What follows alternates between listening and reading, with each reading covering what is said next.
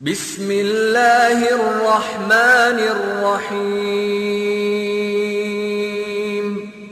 القارعة ما القارعة وما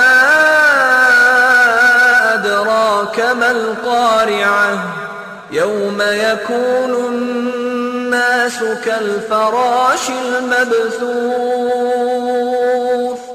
وتكون الجبال نغفره ونؤمن به ونتوكل عليه ونعوذ بالله من شرور أنفسنا ومن سيئات أعمالنا من يهده الله فلا مضل له ومن يضلله فلا هادي له ونشهد أن لا إله إلا الله وحده لا شريك له ونشهد أن سيدنا محمدًا عبده ورسوله اللهم صل وسلم وبارك عليه بسم الله الرحمن الرحيم سبحانك لا علم لنا إلا ما علمتنا إنك أنت العليم الحكيم إن نريد إلا الإصلاح ما استطعت وما توفيقي إلا بالله عليه توكلت وإليه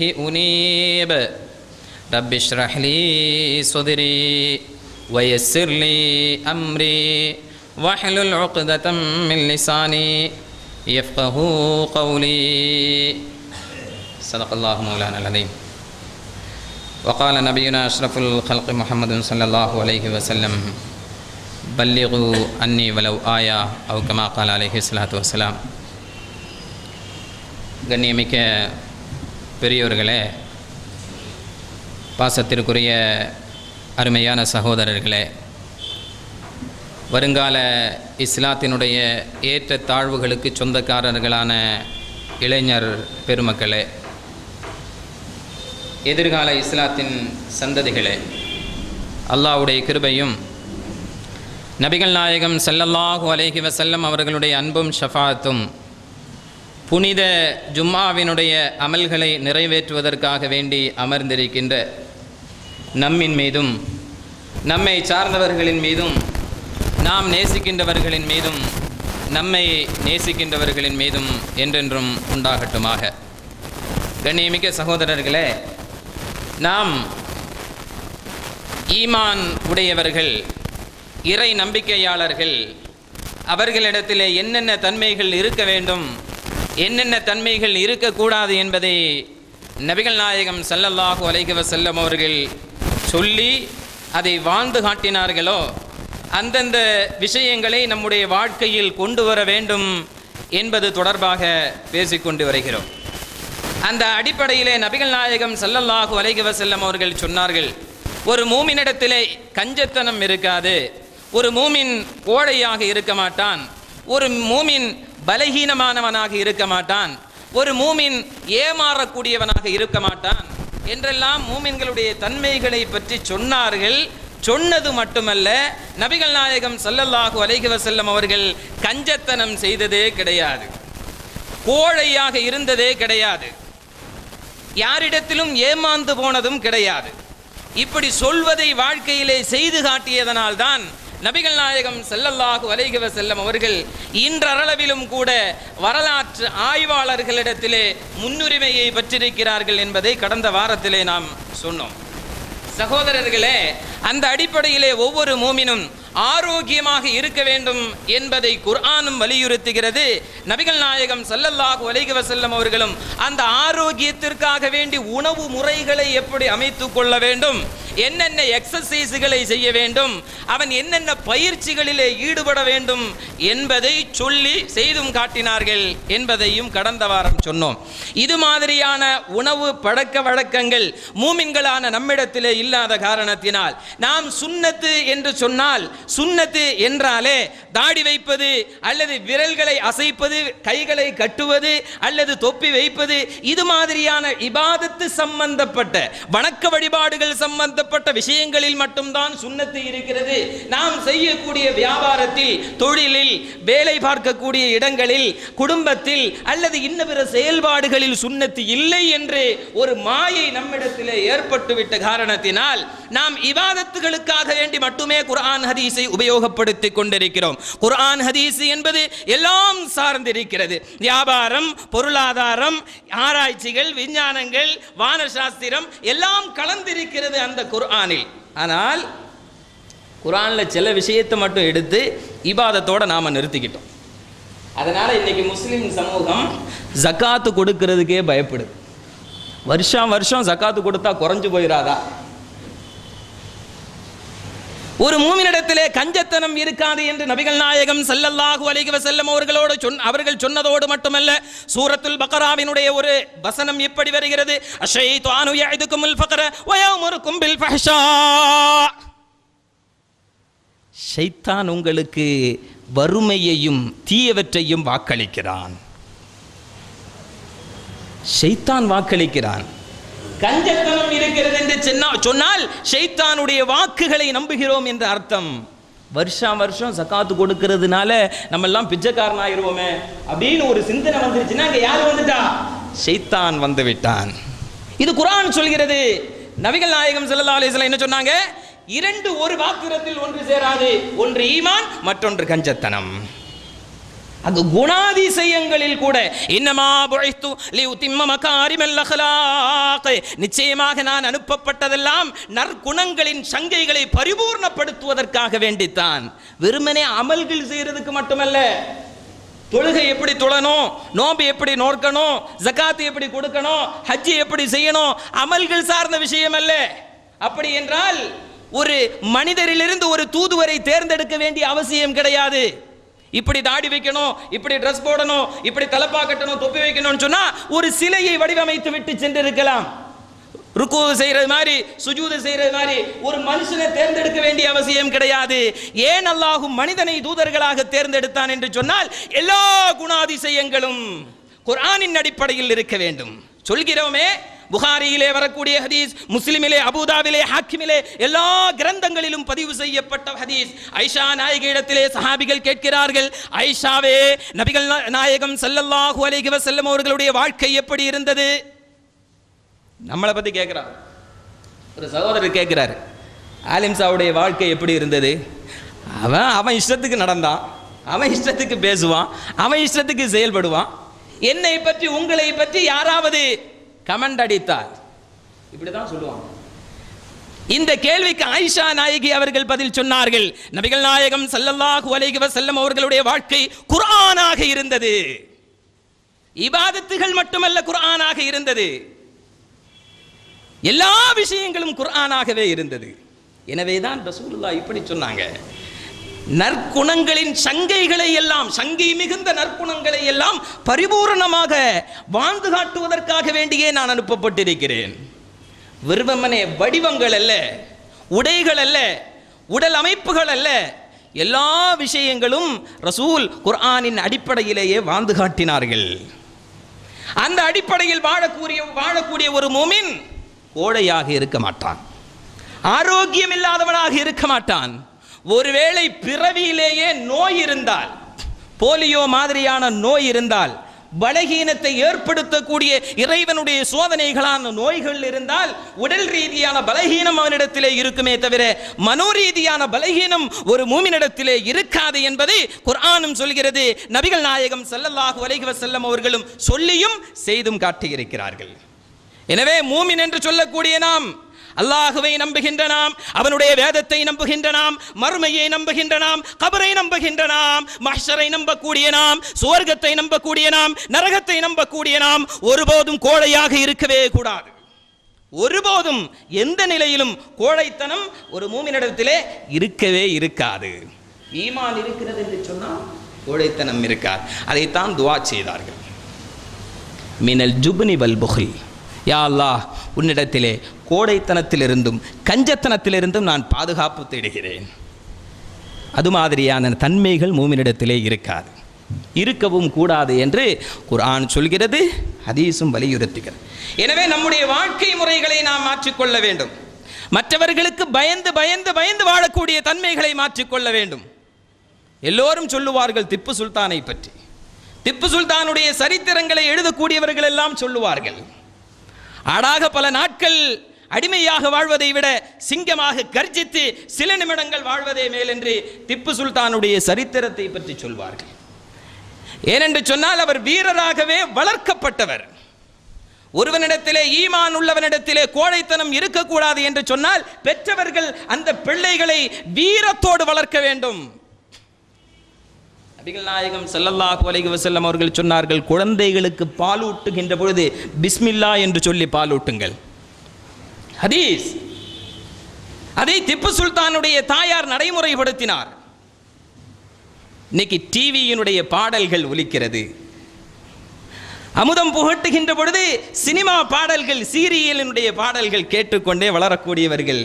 சீரியலில் வரக்கூடிய அத்துணை கள்ளத்தனங்களும் நம்முடைய குழந்தைகளிடத்திலே வந்து விடுகிறது. சினிமாவில் இருக்கக்கூடிய அத்துணை ஆபாச குணங்களும் நம்முடைய குழந்தைகளிடத்திலே வந்து விடுகிறது. பிஸ்மில்லா என்று சொல்லி பாலூட்ட வேண்டும் என்று ஹதீஸ் சொல்கிறது. திப்பு சுல்தானுக்கு அவர்களுடைய பெற்றவர்கள் பெண் பார்க்கிறார்கள்.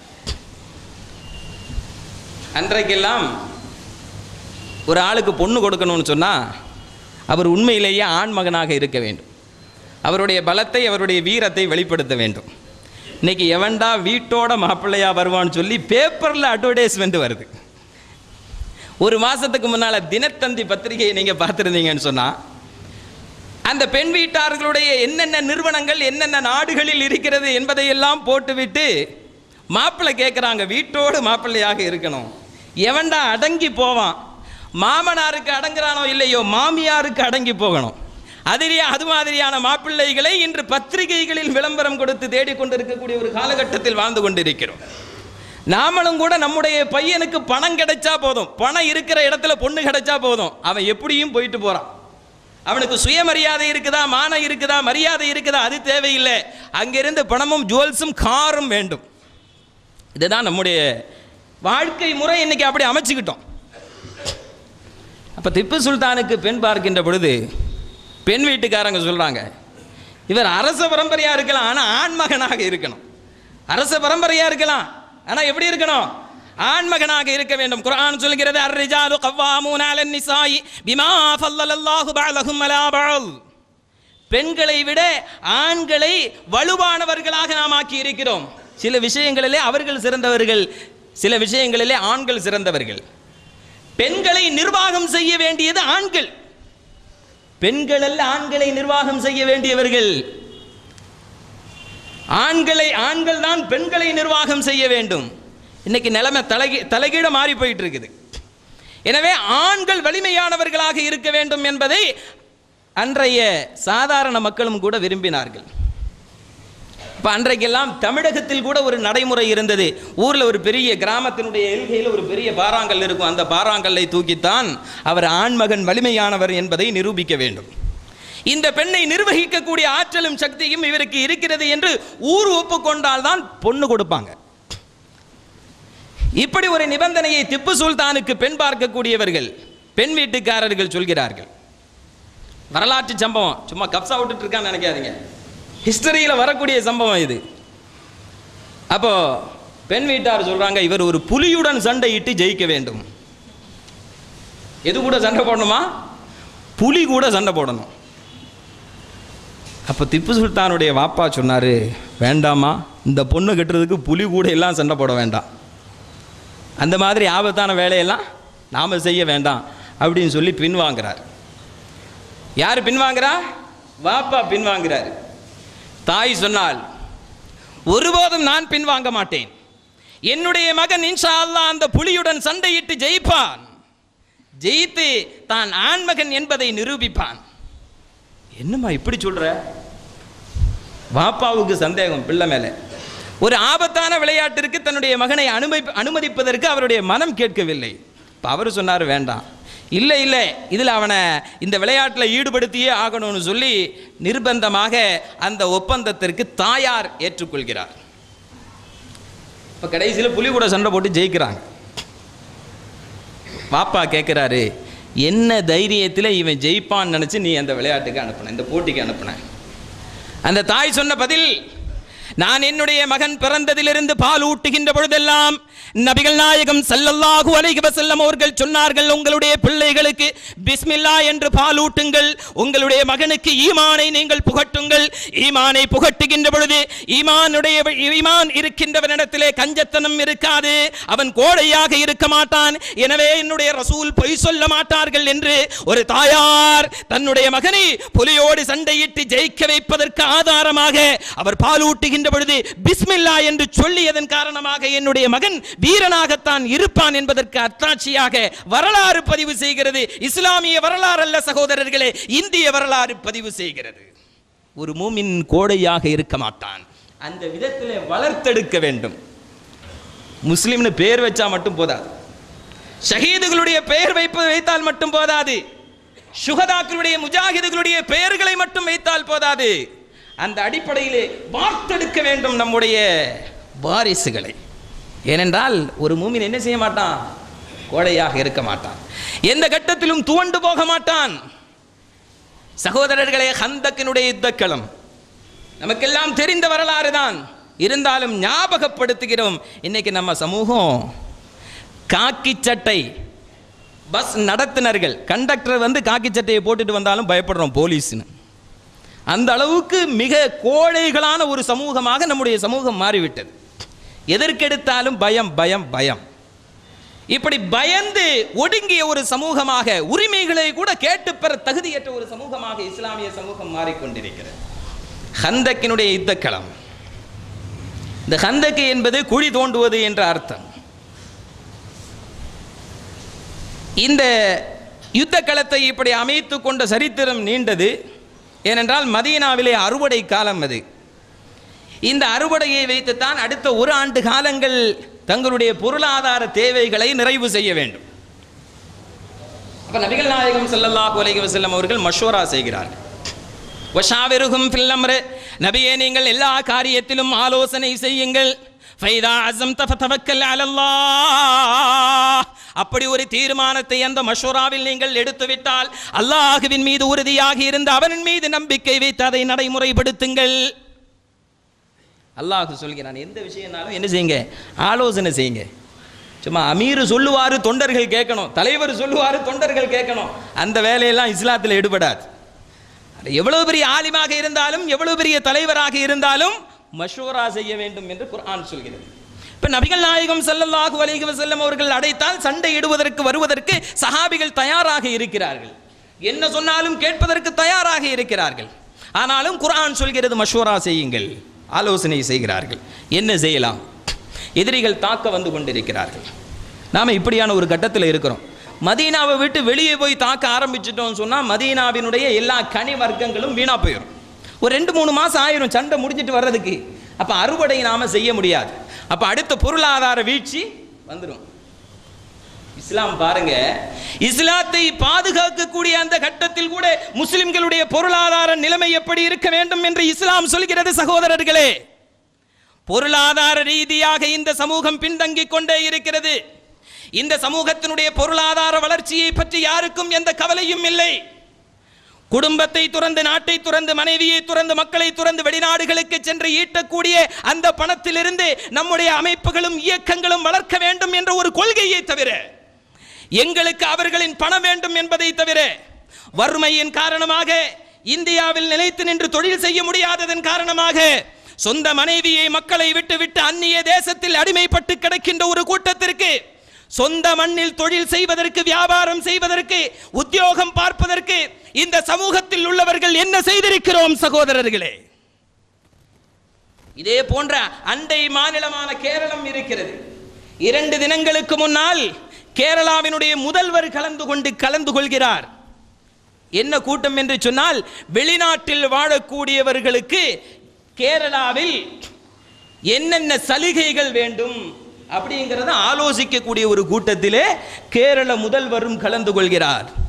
தமிழகத்தில் இருந்து எத்துணை முஸ்லிம் குடும்பங்கள் வெளிநாடுகளுக்கு கணவன்மார்கள் சென்ற காரணத்தினால் எத்தனையோ பிரச்சனைகளை சந்தித்துக் கொண்டு வருகிறது. பேஸ்புக்கிலே பார்க்கிறோம், பத்திரிகைகளிலே பார்க்கிறோம். அன்றாட மீடியாக்களிலே பார்த்து கொண்டிருக்கிறோம். சமூகம் சந்தித்துக் கொண்டிருக்கக்கூடிய அவலங்கள் என்றாலும் இந்த சமூகத்திற்கு பொருளாதாரத்தை தேடி வெளிநாடுகளுக்கு செல்வதை தவிர வேறு நிவர்த்தி இல்லை என்ற ஒரு சூழலுக்கு ஆளாகி போய்விட்டது. 2 வாரங்களுக்கு முன்னால் கலாச்சார பள்ளிக்கு வரக்கூடிய ஒரு சகோதரர் அழுது கொண்டு சொல்கிறார், ஆலிம்சா, நான் வெளிநாடுக்கு போக வேண்டிய ஒரு சூழ்நிலை எனக்கு ஏற்பட்டு விட்டது. நான் என்னவெல்லாம் சிரமப்பட்டாலும் ஒருபோதும் வெளிநாட்டுக்கு செல்லக்கூடாது.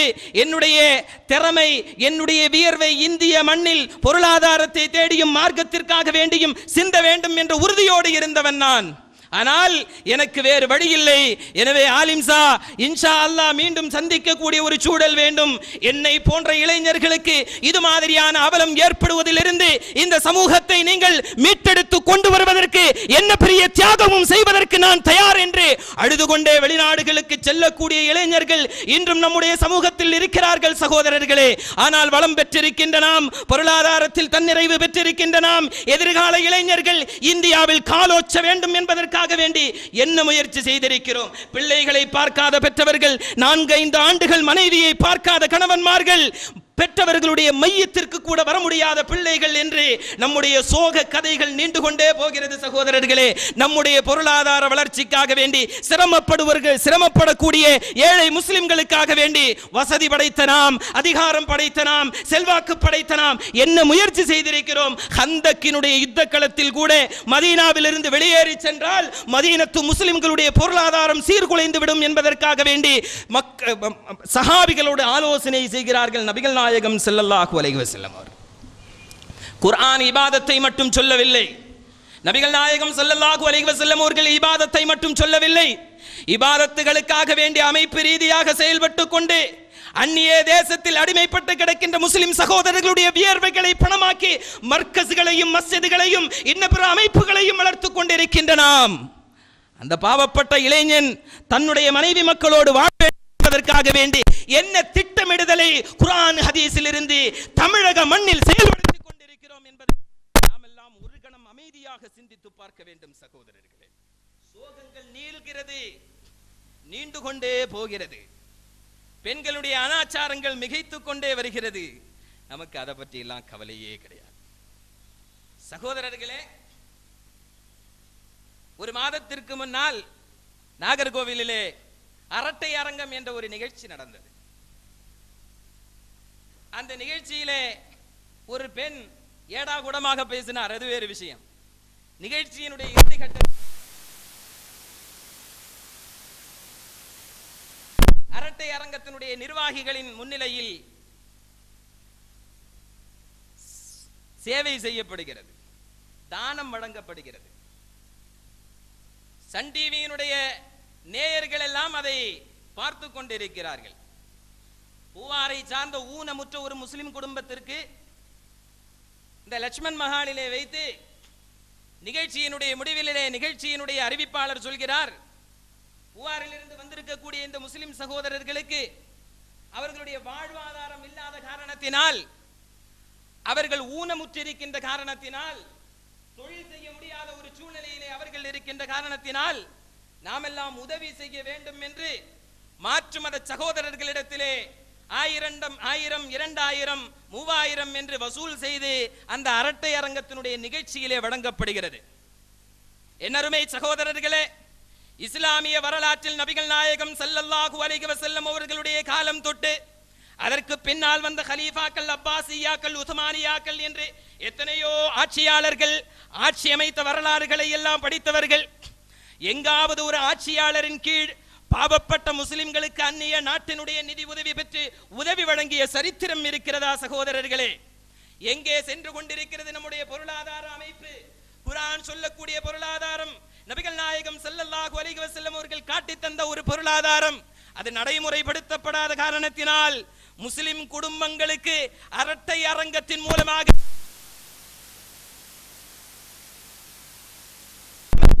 சீர்குலைந்து கிடக்கிறது என்பதை நாம் எல்லாம் உணர்ந்து கொள்ள வேண்டும் சகோதரர்களே.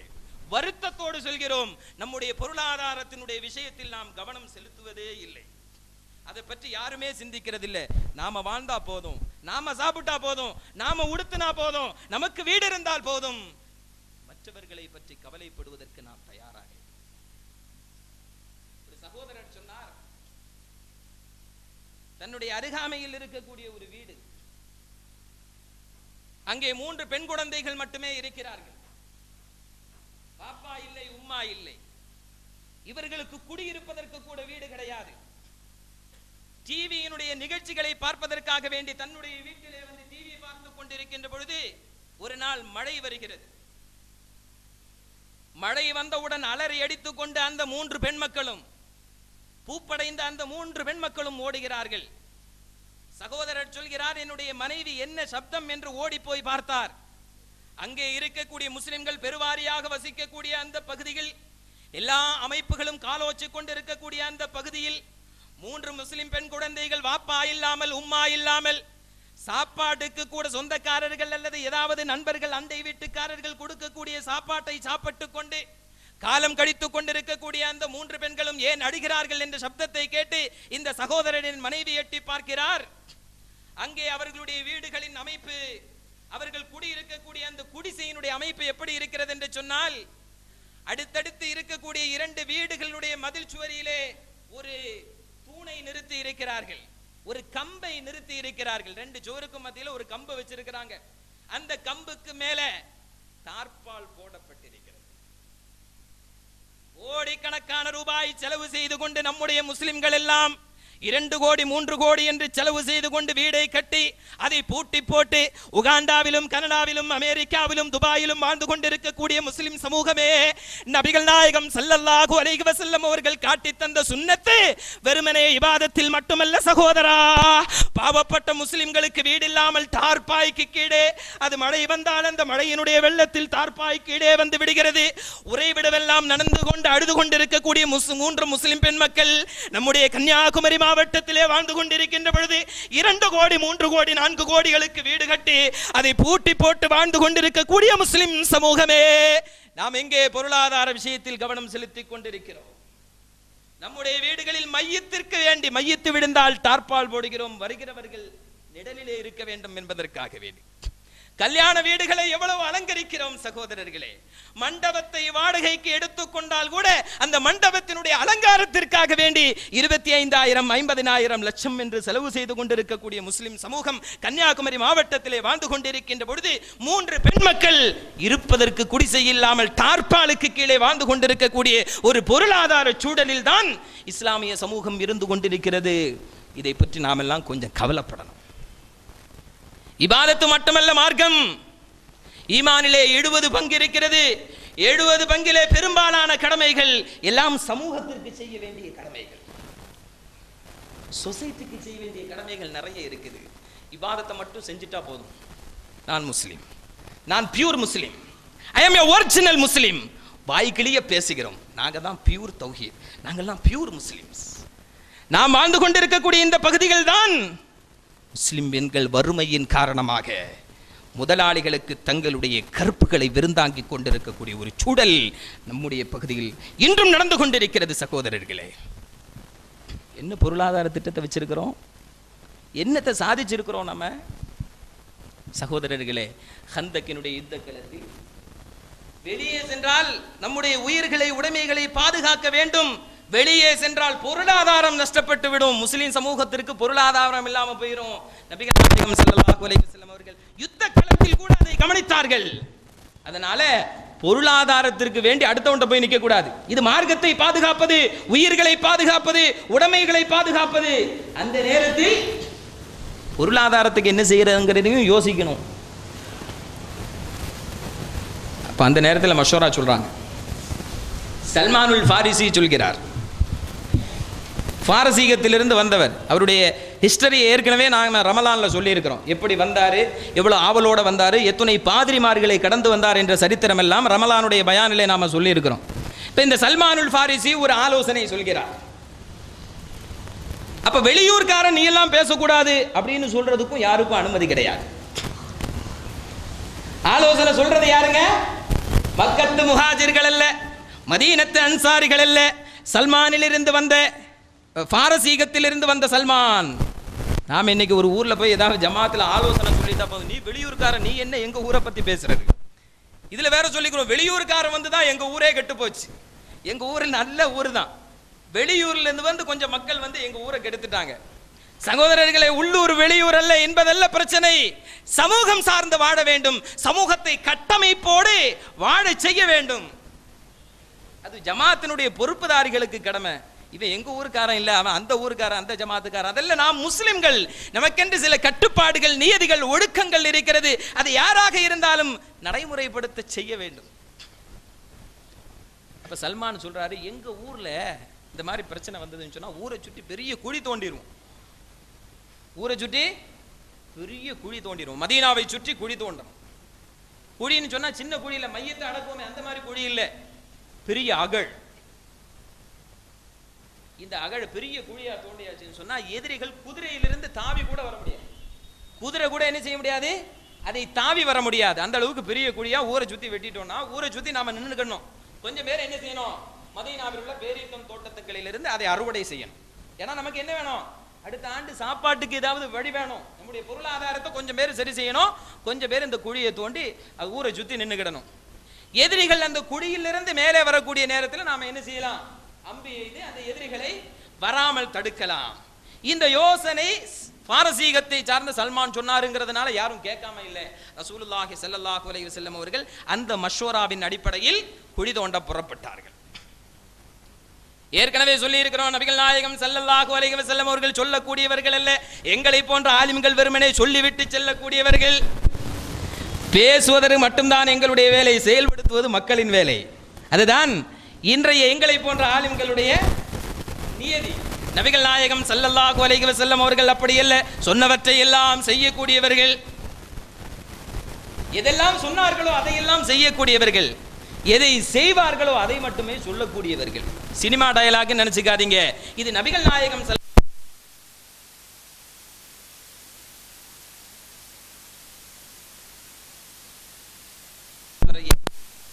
குழி தோண்டுவதற்கு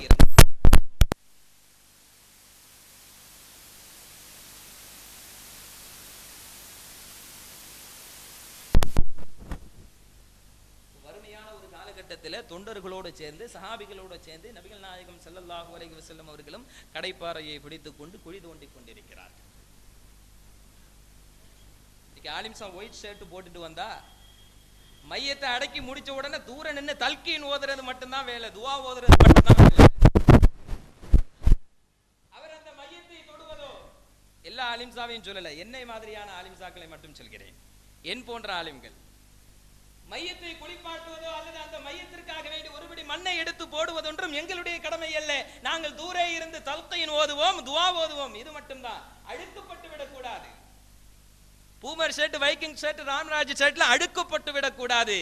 நாங்கள் சொல்வதற்கு மட்டுமே படைக்கப்பட்டவர்கள், நீங்கள் செயல்படுத்துவதற்கு படைக்கப்பட்டவர்கள் என்றது ஒரு தோரணை உருவாக்கப்பட்டிருக்கிறது. களப்பணி செய்யக்கூடிய ஆலிம்கள் சமுதாயத்தில் குறைவு. ஒருவேளை களப்பணி செய்யக்கூடிய ஆலிம்கள் ஒவ்வொரு ஜமாத்திலும் ஒவ்வொரு மஹல்லாவிலும் இருந்தால் சமுதாயம் இது மாதிரியான கீழ்த்தரமான சூழ்நிலைக்கு சென்றிருக்காது என்பதை உறுதியாக சொல்ல முடியும். ஏனென்றால் ரசூலுல்லாஹி ஸல்லல்லாஹு அலைஹி வஸல்லம் அவர்களும் அவர்களை பின்பற்றிய சஹாபிகளும் கலீஃபாக்களும் ஆட்சியாளர்களும் இமாம்களும் களப்பணி செய்யக்கூடிய சொன்னதை செய்யக்கூடிய ஆலிம்கள்.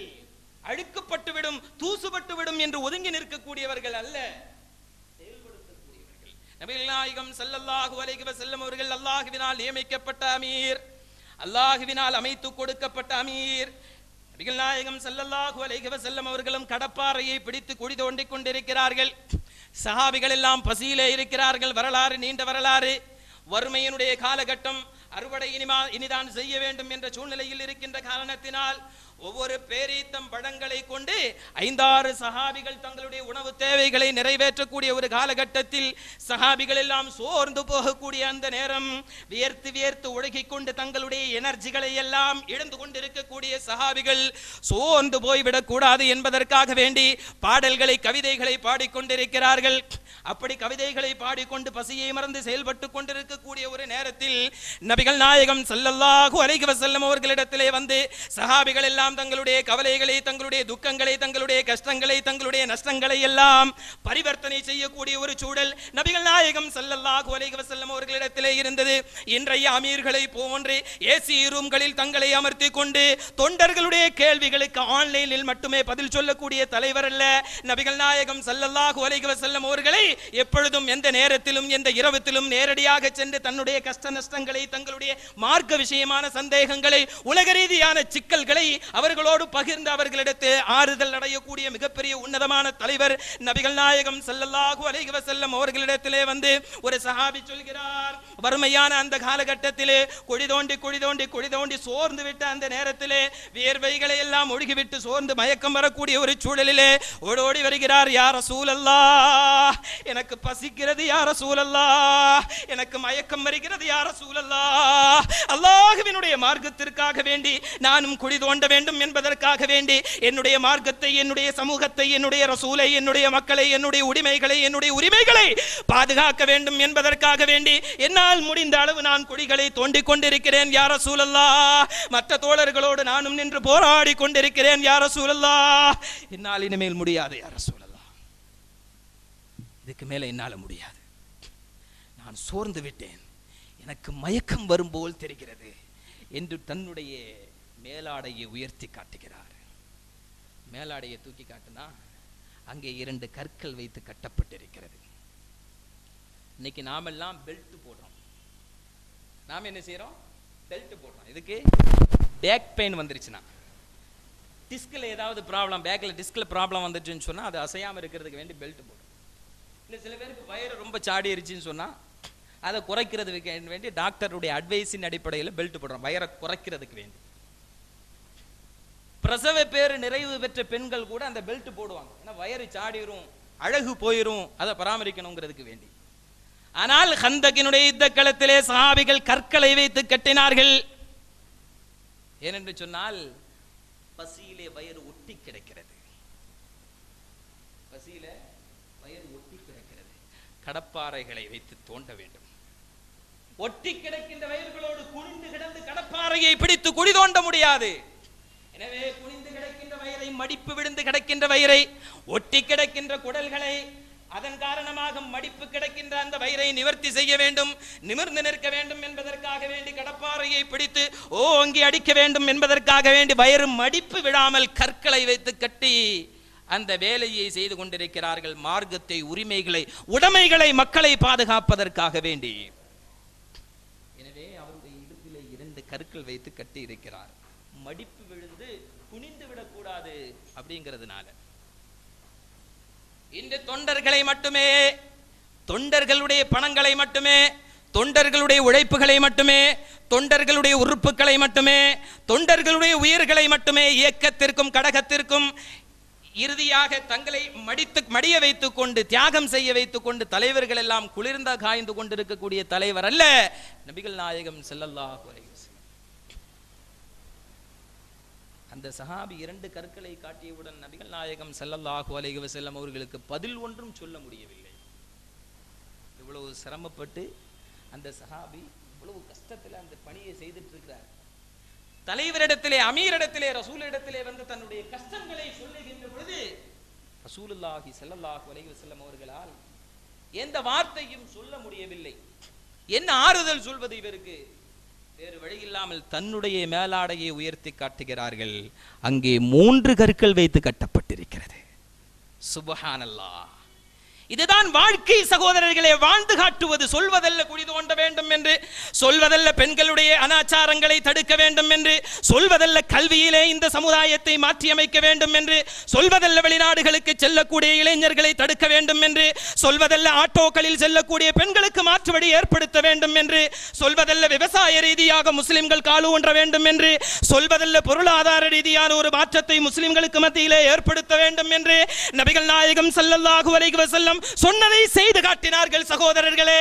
எனவேதான் வரலாற்றினுடைய எத்தனையோ தலைவர்களுக்கு மத்தியில் முஹம்மது முஸ்தபா ஸல்லல்லாஹு அலைஹி வஸல்லம் அவர்கள் இன்றும் தனித்துவம் பெற்றிருக்கிறார்கள்.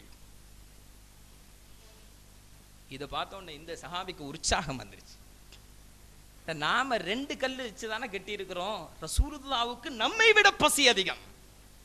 அதனால 3 கல், நம்மை விட மடிப்பு அதிகம். அதனால ரசூலுல்லாஹ் 3 கல்லை வச்சு கட்டி இருக்கிறாங்க. பேசாம போய் கடப்பாறையை பிடிச்சு ஓங்கி அடிக்க ஆரம்பிச்சார். ஏதாவது ஒரு தலைவரை வரலாற்றிலே காட்ட முடியுமா சகோதரர்களே? நிதர்சனமாக இருக்கக்கூடிய ஏதாவது அமீர்களை, ஏதாவது ஆலிம்களை காட்ட முடியுமா சகோதரர்களே? இதுதான் வாழ்க்கை தரம் என்பது. அப்படி வாழ்ந்து காட்டினார்கள். சமூகம் வென்றது. வெற்றி பெறக்கூடிய ஒரு சமூகத்தை உருவாக்கி காட்டினார்கள். சொல்லிவிட்டு நபிகள் நாயகம் ஸல்லல்லாஹு அலைஹி வஸல்லம் அவர்கள் கடப்பாறையை பிடித்து தோண்டிக்கொண்டே இருக்கிறார்கள். இந்த சோக நிகழ்ச்சிக்கு பின்னால் நபிகள் நாயகம் ஸல்லல்லாஹு அலைஹி வஸல்லம் அவர்கள் படிக்கிறார்கள், அல்லாஹும்ம லா ஐஷ இல்லா ஐஷல் ஆখিরা ஃபக்ஃபிர் லில் அன்சாரி வல் முஹாஜிரா. சஹாபிகளை எல்லாம் உற்சாகப்படுத்த வேண்டும் என்பதற்காக வேண்டி, வயிற்று பசியினால் சோர்ந்து இருக்கக்கூடிய, வேர்வைகளை சிந்தி சோர்ந்து கொண்டிருக்கக்கூடிய சஹாபிகளை உற்சாகப்படுத்த வேண்டும் என்பதற்காக வேண்டி கவிதை படிக்க ஆரம்பிக்கிறார்கள். அன்று கவிதையிலே ஊறி திளைத்தவர்கள் அரபிகள்.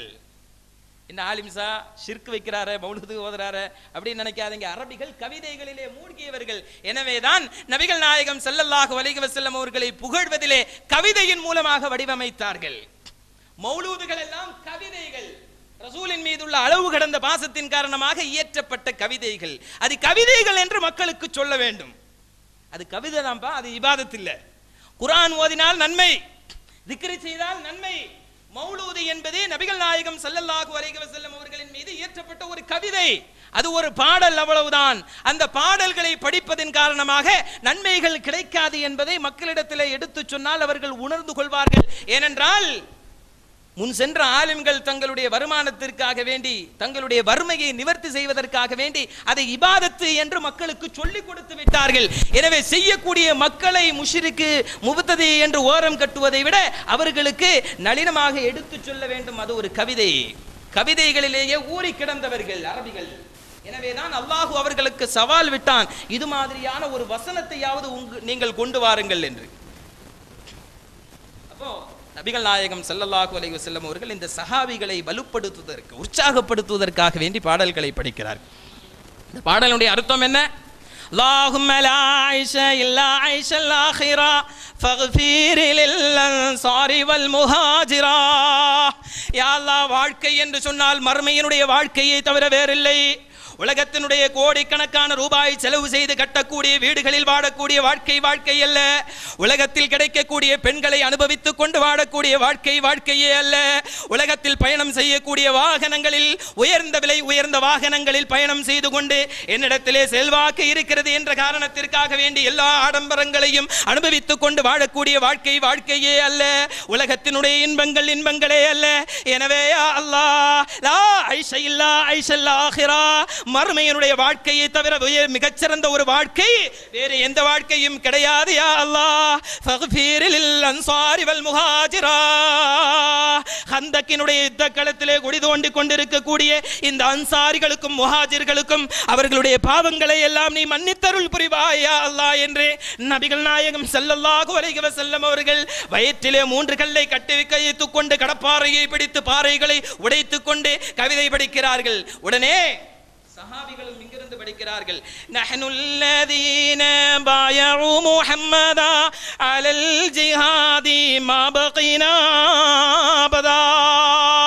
நாங்கள் எல்லாம் முஹம்மதோடு ஸல்லல்லாஹு அலைஹி வஸல்லம் பைஅத் செய்தவர்கள், ஒப்பந்தம் எடுத்துக் கொண்டவர்கள். ஒருபோதும் இந்த மார்க்கத்தில் இருந்து பின்வாங்க மாட்டோம். போர்க்களத்தில் வாங்கக்கூடிய வெட்டின் காரணமாக, கீறல்களின் காரணமாக, உறுப்புகள் இழப்பதின் காரணமாக, எங்களுடைய தோழர்கள் போர்க்களத்திலே மடிந்து விடுவதின் காரணமாக இதை கண்டு அஞ்சி பயந்து நடுங்கி நாங்கள் ஒருபோதும் பின்வாங்க மாட்டோம். பாயஉ முஹம்மதா அலல் ஜிஹாதி மா பகினா அபதா. இந்த மக்கத்து மதீனத்தி மண்ணில் நாங்கள் எல்லாம் உயிரோடு இருக்கின்ற வரையிலும் இந்த ஜிஹாதிலிருந்து, இந்த உயிர் தியாகம் செய்வதிலிருந்து, இந்த இஸ்லாமிய போர்க்களத்திலிருந்து எங்களுடைய உடல்களில் உயிர் இருக்கின்ற வரையிலும் நாங்கள் ஒருபோதும் பின்வாங்க மாட்டோம். நாங்கள் முஹம்மது நபி ஸல்லல்லாஹு அலைஹி வஸல்லம் அவர்களோடு பைஅத் செய்திருக்கிறோம். எனவே பசி எங்களை பின்வாங்க செய்யாது, பட்டினி எங்களை பின்வாங்க செய்யாது, ஓடுகின்ற ரத்தங்கள் எங்களை பின்வாங்க செய்யாது, குடும்பத்தினுடைய நினைவு எங்களை பின்வாங்க செய்யாது, எங்களுடைய தொழிலோ வியாபாரமோ இன்ன பிற விஷயங்களோ எங்களை பின்வாங்க செய்யாது. நாங்கள் எடுத்த ஒப்பந்தத்தில் உறுதியாக இருப்போம். சஹாபிகள் அந்த காலகட்டத்திலும் கூட ரசூலுல்லாஹி ஸல்லல்லாஹு அலைஹி வஸல்லம் அவர்களுக்கு செய்து கொடுத்த ஒப்பந்தத்தை அவர்கள் கவிதையாக படிக்கிறார்கள். இந்த கட்டத்தில் தான் சஹாபிகளால் உடைக்க முடியாத ஒரு பாறை. எல்லா சஹாபிகளும் முயற்சி பண்ணிட்டாங்க, உடைக்கவே முடியல. ரசூலுல்லாஹ்ட்ட வராங்க, யார் ரசூலுல்லாஹ், எங்களால் இது உடைக்க முடியவில்லை. நபிகள் நாயகம் ஸல்லல்லாஹு அலைஹி வஸல்லம் அவர்கள் கடைப்பாறையை வாங்கி ஓங்கி ஒரு அடிக்கு அடிக்கிறார்கள். அந்த பாறை சுக்குநராக போகிறது. முஸ்லிம் ஆரோக்கியவானாக இருப்பான் என்பதை சொன்னதல்ல, பாறைகளை சஹாபிகளால் உடைக்க முடியாத பாறையை உடைத்து முஸ்லிம் என்றால் ஆரோக்கியமானவனாக இருக்க வேண்டும் என்பதை நடைமுறைப்படுத்தி காட்டினார்கள் முஹம்மது நபி ஸல்லல்லாஹு அலைஹி வஸல்லம். எனவே சுன்னத்து என்று வைத்துக் கொண்டால் இபாதத்துகளில் மட்டுமே சுருக்கிவிடக் கூடாது. ஒரு மூமினிடத்திலே எல்லா தன்மைகளும் இருக்க வேண்டும் என்பதை குர்ஆன் சொல்கிறது, ஹதீஸும் அதை நமக்கு சொல்கிறது என்பதல்ல, நிதர்சனமாக நடைமுறைப்படுத்தி காட்டினார்கள்.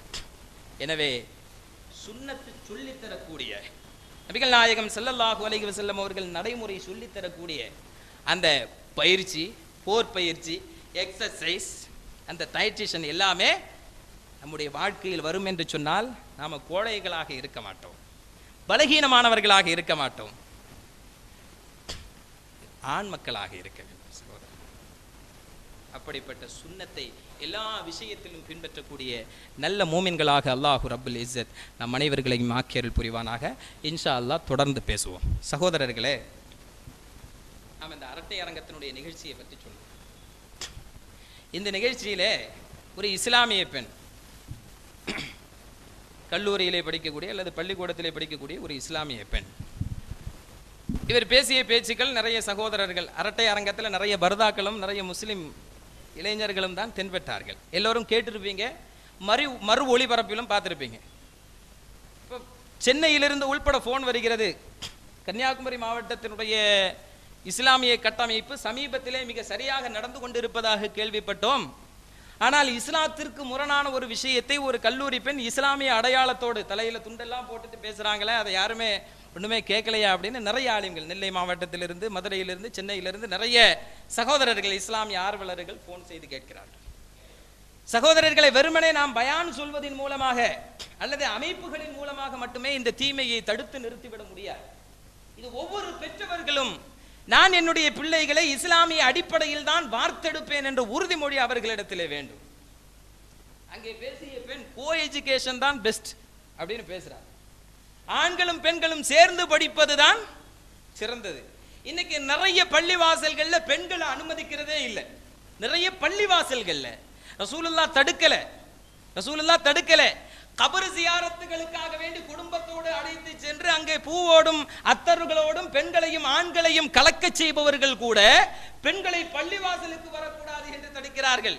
ஏனென்றால் அங்கே குழப்பம் ஏற்பட்டு விடுமா. ஆனால் இதற்கெல்லாம் ஃபத்வா கொடுக்கக்கூடிய ஆலிம்கள் கோ எஜுகேஷன் தான் எங்களுக்கு வேண்டும் என்று சொல்லக்கூடிய அந்த பெண்ணை கண்டித்ததாக தெரியவில்லை சகோதரர்கள். என்றால் மார்க்கத்தினுடைய விஷயத்தை இந்த குழந்தைகள் சரியாக தெரியாமல் இருக்கிறார்கள் அல்லது பெற்றவர்கள் சரியாக சொல்லிக் கொடுக்கவில்லை. கோ எஜுகேஷனில் நடந்து கொண்டிருக்கக்கூடிய சம்பவத்தை ரொம்ப தூரம்லாம் ஒன்றும் போக வேண்டியதில்லை. கடந்த ஒரு வார காலமாக பத்திரிகைகளை படிக்கக்கூடிய நமக்கெல்லாம் தெரியும். சென்னைக்கு அருகாமையில் இருக்கக்கூடிய ஒரு சின்ன ஊர்ல திலகவதி அப்படிங்கிற ஒரு பெண், +1 படிக்கக்கூடிய ஒரு பெண் தற்கொலை செய்து கொண்டாள் அப்படின்னு முதல் நாள் பத்திரிகையில வருது. காரணம் என்னென்று சொன்னா, உடன் படித்த +2 மாணவர்கள் இந்த பெண்ணை தங்களுடைய இச்சைகளுக்கு உட்படுத்தி, இந்த பெண்ணுடைய விருப்பத்தோடு உட்படுத்தி அதை கேமரா மொபைலில் போட்டோ எடுத்து வீடியோவாக பதிவு செய்து அதை இன்டர்நெட்டிலே பரவ விட்டு விட்டார்கள். கோ எஜுகேஷன் குட் அப்படின்னு யாரு சொல்றா? இஸ்லாமிய சமூகத்தை சார்ந்த ஒரு பெண். Co education best. எதுக்கு? வீடியோ படம் எடுத்து இன்டர்நெட்டிலே படம் உலவ விடுவதற்கு கோ எஜுகேஷன் பெஸ்ட். அடுத்த நாள் தகவல் வருகிறது, நடந்தது அதுவல்ல, தற்கொலை அல்ல செய்து கொண்டது, நடந்தது விஷயம் இதுதான். 4-5 ஆண்களோடு இந்த பெண் உறவு கொண்டு அதன் மூலமாக எடுக்கப்பட்ட வீடியோ படத்தை இன்டர்நெட்டிலே பரவ விட்டதுதான் கொலைக்கு காரணம். அது நடந்தது தற்கொலை அல்ல, கொலை. கொலை செய்தது யாருன்னு சொன்னா பார்த்திருப்பீங்க, அம்மாவுடைய கள்ளக்காதலன். எப்படி போகுது பாருங்க குடும்ப அமைப்பு. அவங்களுக்கு என்ன வருத்தமா? நான் ஒரு ஆண் கூட தான் தொடர்பு வச்சிருக்கிறேன், ஆனா என் பெண்ணு இந்த வயசுலேயே 4 ஆண்களோடு தொடர்பு வைத்திருக்கிறார். நம்முடைய வளர்ப்பு எப்படி இருக்குமோ அப்படித்தான் குழந்தை இருக்கும். கோ எஜுகேஷனில் நடந்து கொண்டிருக்கக்கூடிய முறைகேடுகள் இஸ்லாம் எனவேதான் இதை தடுக்கிறது. பெண்களும் ஆண்களும் கலப்பதை இஸ்லாம் தடுக்கிறது. ஆனால் ஒரு இஸ்லாமிய பெண் பேசுகிறாள் கோ எஜுகேஷன் வேண்டும் என்று. அடுத்ததாக 2 தினங்களுக்கு பின்னால் 2 நாட்களுக்கு முன்னால் மீண்டும் ஒரு தற்கொலை நிகழ்ச்சி. இதே கோ எஜுகேஷன்ல படிக்கக்கூடிய பொண்ணு, 10ஆம் கிளாஸ் படிக்கக்கூடிய பொண்ணு. இப்படி எல்லாம் மீடியாக்களில் கோ எஜுகேஷனில் வரக்கூடிய சிதைவுகளை, வாழ்க்கை சிதறல்களை, அதனால் ஏற்படக்கூடிய தற்கொலைகள், கொலைகளை எல்லாம் மீடியாக்கள் படம் போட்டு காட்டக்கூடிய நேரத்திலே முஸ்லிம் சமூகத்தை சார்ந்த பெண் ஒருத்தி கோ எஜுகேஷன் வேண்டும் என்று பேசுகிறார்கள் என்று சொன்னால் இஸ்லாத்தை நாமும் தெரியவில்லை, நம்முடைய பிள்ளைகளுக்கும் சொல்லிக் கொடுக்கவில்லை சகோதரர்கள். எனவே இந்த நிலையிலிருந்து நம்முடைய சமூகத்தை மாற்றி அமைக்க வேண்டும். மார்க்கத்தினுடைய விஷயத்தை பிள்ளைகளுக்கு அடிப்படையிலிருந்து சொல்லிக் கொடுத்து வளர்க்கவில்லை என்று சொன்னால் இன்டர்நெட்டுகளில் தான் நம்முடைய பிள்ளைகளில் படம் வரும் என்பதற்கு நிறைய உதாரணங்கள் இருக்கிறது. சமீபத்தில் இருந்த விஷயத்தை தான் சொன்னேன். நிறைய உதாரணங்கள் இன்டர்நெட்டில் இருக்கிறது. முஸ்லிம் குடும்ப பெயர்களும் முஸ்லிம் குழந்தைகளும் அதில் இருக்கிறார்கள். எனவே நாம் உஷாராக இருக்க வேண்டும். நம்முடைய பிள்ளைகளை மார்க்க அடிப்படையிலே வளர்க்க வேண்டும். மார்க்கம் மட்டும்தான் இந்த கலாச்சார சீரழிவிலிருந்து அவர்களை பாதுகாக்க முடியும் என்பதை அந்த பிள்ளைகளுக்கு சொல்லிக் கொடுக்க வேண்டும். அல்லாஹு ரப்புல் இஸ்ஸத் நம்முடைய குழந்தைகளை ஒழுக்கமுள்ள குழந்தைகளாக, அந்த குழந்தைகளின் காரணமாக உலகத்திலும் மறுமையிலும் நற்பெயர் பெற்றவர்களாக நம் அனைவர்களையும் ஆக்கி அருள் புரிவானாக என்ற நல்ல துஆவோடு முடிக்கிறேன். வாஹிரு தஅவானா அல்ஹம்துலில்லாஹி ரப்பில் ஆலமீன். அஸ்ஸலாமு அலைக்கும் வரஹ்மத்துல்லாஹி வபரகாத்துஹு.